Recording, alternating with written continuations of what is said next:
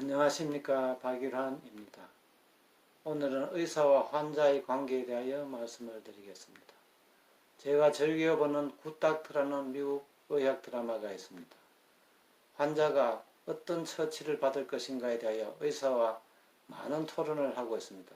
심지어 환자는 이렇게 질문을 합니다. 수술을 받지 않으면 어떻게 되며 수술을 받으면 살 확률이 어떻게 되느냐고 묻습니다.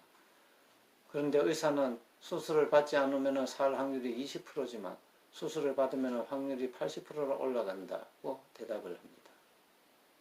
그런데 문제는 수술을 받으면 환자의 성대가 손상이 되어 더 이상 성공하더라도 말을 할 수가 없는데 그 환자는 당시 성우였습니다.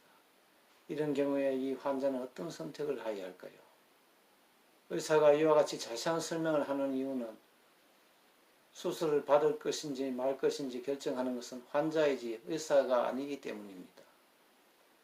종래에는 우리가 의사의 처치는 무조건 선한 것이라 하여 환자에게 충분한 설명을 하지 않더라도 환자는 이를 받아들였습니다.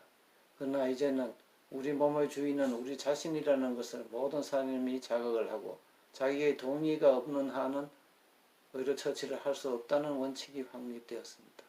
의사도 안타깝지만 환자에게 충분한 설명을 하여 동의를 받지 않으면 의료 행위라도 할 수가 없는 세상이 닥쳐온 것입니다. 종래에는 암 진단을 하면 관연 이를 밝힐 것인지 숨길 것인지 많은 논쟁이 있어 왔습니다. 경우에 따라서는 치료를 위하여 진단 결과를 정확하게 밝히지 않는 것이 오히려 환자에게 이익이 된다고까지 주장을 하여 왔습니다. 그러나 이제는 암의 경우라 하더라도 환자에게 충분히 설명하고 치료 방법을 논의하여 치료를 하고 있습니다.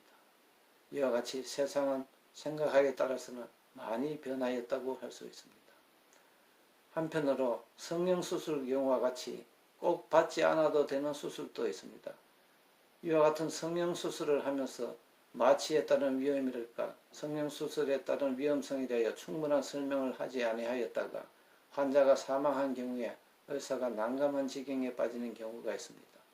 일반적인 질병의 경우와 달리 성형의 경우에는 만약에 충분한 설명을 하였다면 환자는 그와 같은 수술을 받을 것인지 아니면 핸디캡을 안고라도 그냥 살아갈 것인지 스스로 결정할 수가 있었을 것인데 설명이 충분하지 않음으로 말미암아 이와 같은 기회조차 가지지 못하였다가 사망하였다면 의사에게 책임이 무겁다고 할 수밖에 없습니다. 판례는 이와 같은 경우에는 의사에게 무거운 책임을 지우고 있습니다.